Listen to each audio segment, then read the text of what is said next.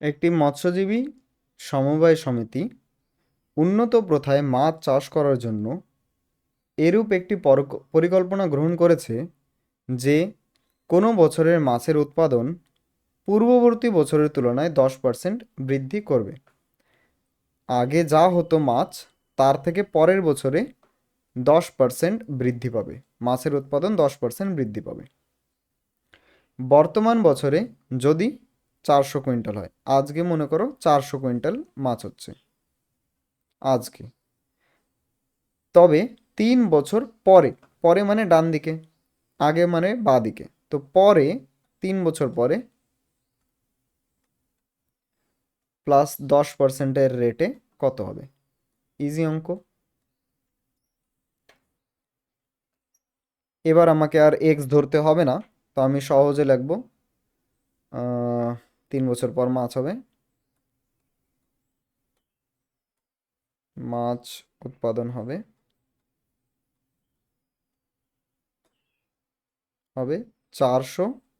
আজকে উৎপাদন হচ্ছে, এর সাথে গুণ করব, 10% বাড়ছে তাই 110/100 গুণ 110/100 গুণ 3 বছর আছে তাই 3 বার লাগবো, তাই না?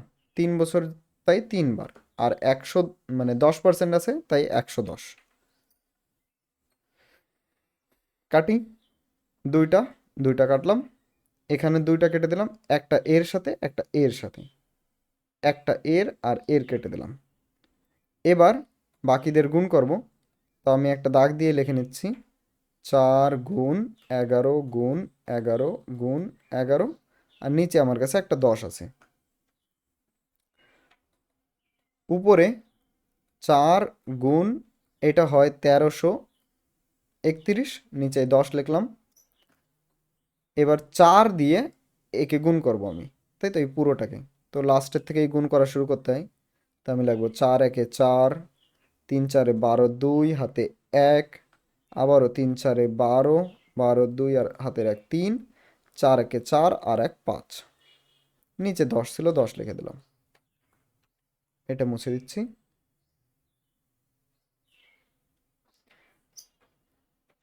এবার ইকুয়াল টু, তো 10 দিয়ে ভাগ করা খুব ইজি, শুধু একটা পয়েন্ট বসে। পয়েন্টটা কোথায় বসবে সেটা আমি পরে বলবো, আগে আমি উপরে যা আছে তাই লিখে নিলাম, সেম সেম জিনিসটাকে লিখে নিলাম।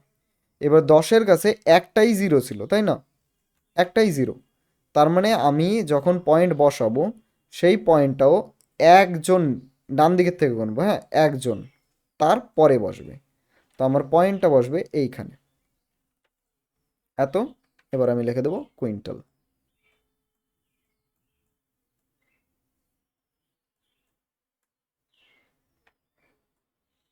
বেশ, অ্যান্সার লিখে নিও।